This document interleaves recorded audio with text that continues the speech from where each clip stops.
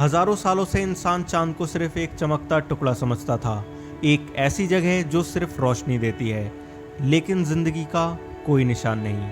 लेकिन फिर हमारे टेलीस्कोप्स ने कुछ ऐसा देखा, हमारे स्पेसक्राफ्ट ने कुछ ऐसा महसूस किया और पता चला चांद के सीने में छिपा है एक ऐसा राज जो वो खामोशी से संभाले बैठा है, पानी। जी हाँ, जिंदगी का असल निशान, जिसने चांद की तस्वीर हमारी आंखों में बिल्कुल बदल दी। तो दोस्तों, मैं हूं हसन और स्वागत करता हूं आप सभी का TSNH की एक और नई वीडियो में। आज मैं आपको ले चलूंगा एक ऐसे सफ़र पर जहां कैसे चांद का सुनसान मंजर एक नई उम्मीद का आशियाना बन गया। एक वक्त था जब चांद को सिर्फ एक खुश्क बेजान पत्थर समझा जाता था। नासा के अपोलो मिशन ने 1969 से 1972 तक जब चांद पर कदम रखा, सैंपल उठाए और वापस आए तो हर टेस्ट का नतीजा यही निकला कि वहाँ पर ना हवा है ना पानी, सिर्फ पत्थर और रेत। और साइंटिस्ट का मानना था कि चांद पर पानी का तसव्वुर भी नहीं किया जा सकता।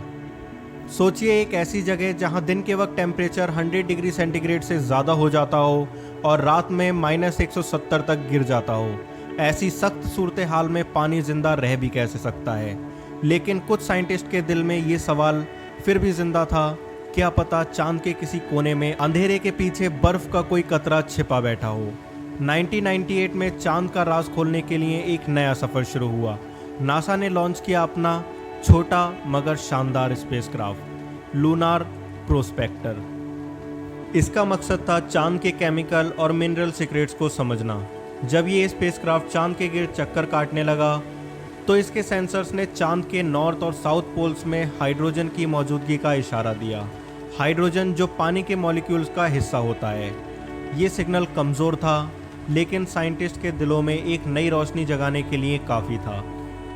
पहली दफ़ा लगने लगा कि शायद चांद के सर्द और हमेशा अंधेरे में डूबे हुए क्रिएटर्स के अंदर बर्फ़ के जमे हुए कतरे छिपे हो सकते हैं। मगर ये सिर्फ एक उम्मीद थी, सबूत अभी दूर था।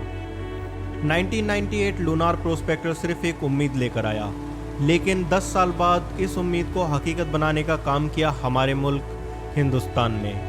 22 अक्टूबर 2008 इसरो ने लॉन्च किया अपना पहला लूनार मिशन चंद्रयान-1।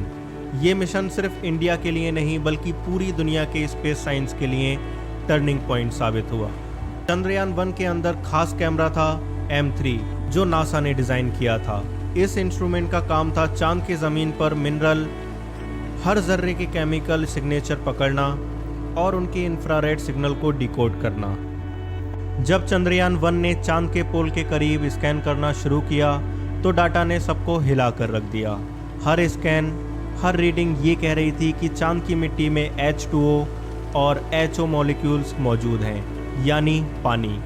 ये पहली दफ़ा था जब चांद की ज़मीन पर क्लियर साइंटिफिक सबूत मिले थे पानी के। लेकिन ये पानी नदियों या झीलों की शक्ल में नहीं था, ये था माइक्रोस्कोपिक लेवल का पानी, मिट्टी के ज़र्रात के साथ जुड़ा हुआ और कुछ जगह बर्फ़ की शक्ल में जमे हुए कतरे जो हमेशा अंधेरे में रहते क्रिएटर्स में छुपे हुए थे। इंडिया के चंद्रयान-1 ने वो कर दिखाया जो पहले किसी ने नहीं किया था। उसने चांद के राज का पहला ताला तोड़ दिया। 2008 में चंद्रयान-1 ने चांद पर पानी का सबूत दिया, लेकिन साइंस में सिर्फ एक सिग्नल या डाटा काफ़ी नहीं होता। ज़रूरत थी एक ऐसे तजुर्बे की जो दुनिया के सामने चांद पर पानी का सबूत आंखों से दिखा दे।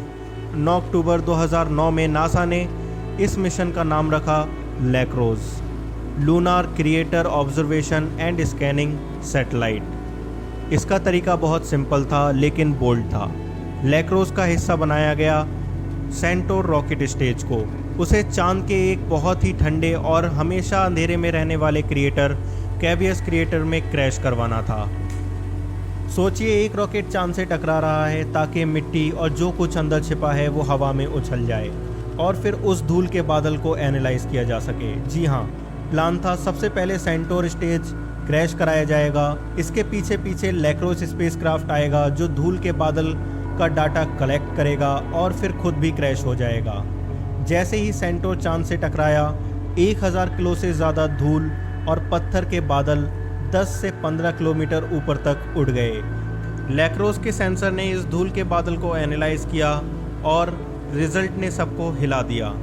क्या ये चंद्रयान 1 के डाटा को गलत साबित कर देगा या कुछ ऐसा जो कभी एक्सपेक्ट ही नहीं किया गया था, या कहीं कोई एलियन लाइफ का सबूत तो नहीं मिला? जानेंगे अपनी वीडियो के सेकंड पार्ट में।